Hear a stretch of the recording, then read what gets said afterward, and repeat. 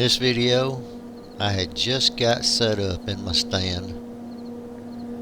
Apparently this doe heard me climb the tree and she is sneaking in here like a cat, trying to figure out what made the noise.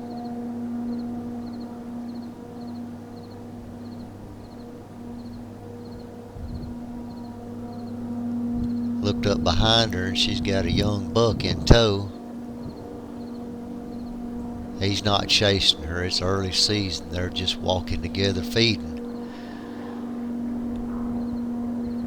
There's an airplane flying over, and I guess the plane got a little bit too low and kind of spooked her. Deer like this, it don't take much to spook when they're already on full alert.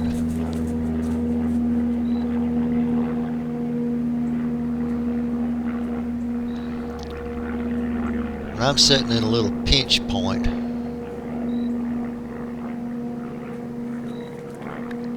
narrows these deer down. If you look right there where that buck was standing, just on the other side of him, it's almost a straight down ledge.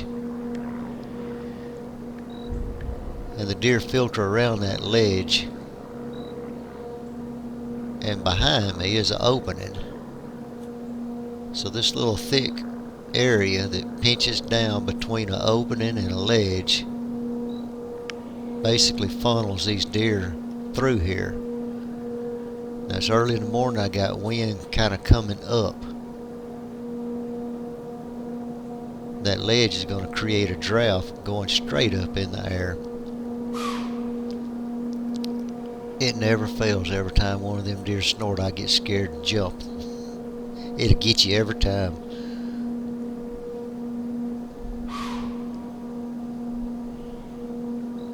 I'm not so sure that she might not have got just a little whiff of me the way she's acting. She's kind of looking my direction.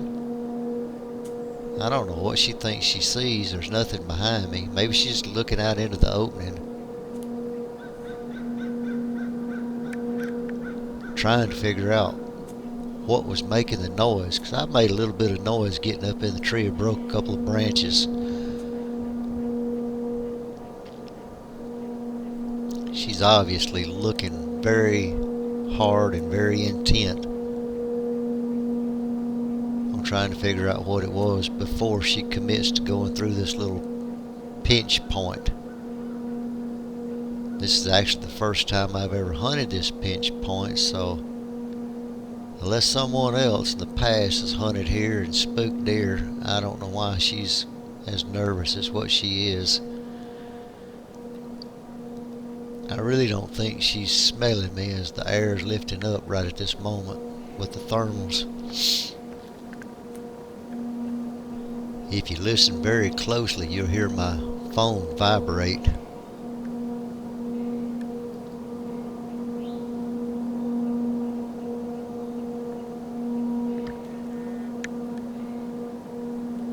It just vibrated.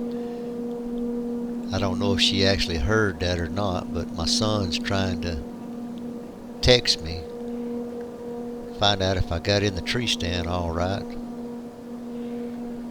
Of course, I can't text him back right now. I'm a little bit occupied.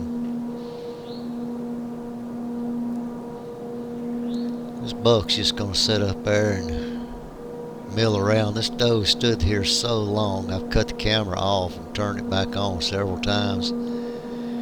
He's starting to get a little impatient, so he's going to start feeding and milling around some.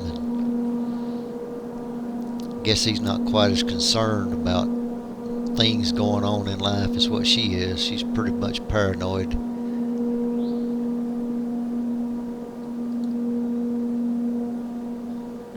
If she only knew death was staring her right above.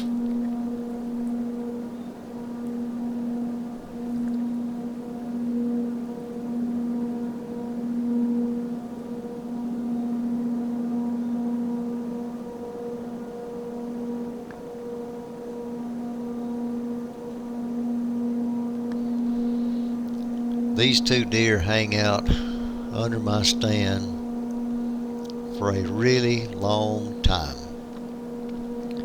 Altogether, it was probably 30 minutes. that they hung around. 30 minutes when you're standing in a tree stand with a deer less than 10 yards from you on full alert, and you have to stand perfectly still, it actually starts making your muscles tense up. You start kind of getting cramps. You want to shift your weight. You very, very slowly try to lean back against the tree without making any noise. Take that weight off your legs. Try to get comfortable. I think trying to sit down in this position right here that I'm in would be a little too much movement. She's eventually going to get nervous and just give up on it. She says, I just don't think I'm going to go that way. I'll go back the other direction, not take a chance. That is one smart doe right there. That buck hangs out with her very long. He's going to get a good education.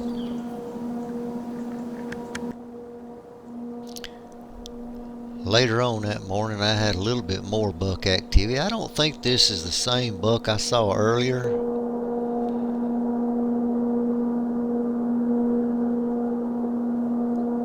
It looks like a different buck to me.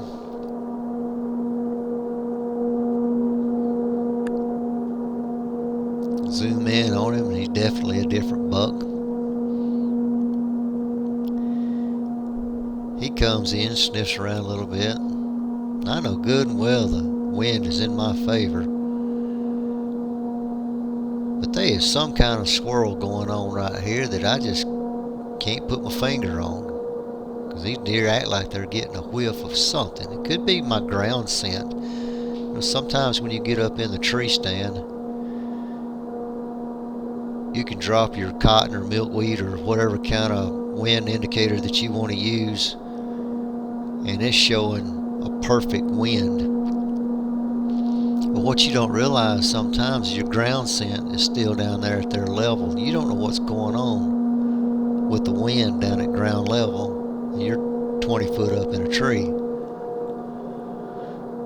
So it's very possible these deer are kind of getting my ground scent where I'd walked in. None of them's crossed my trail yet, although this buck here is getting pretty daggone close to where I walk, so I'm assuming that's what he's smelling is my ground scent. I do have rubber boots on. Folks, don't trust rubber boots. They'll lie to you. Deer can still smell them. They may or may not associate it with human scent, but they can definitely smell where you stepped in the woods.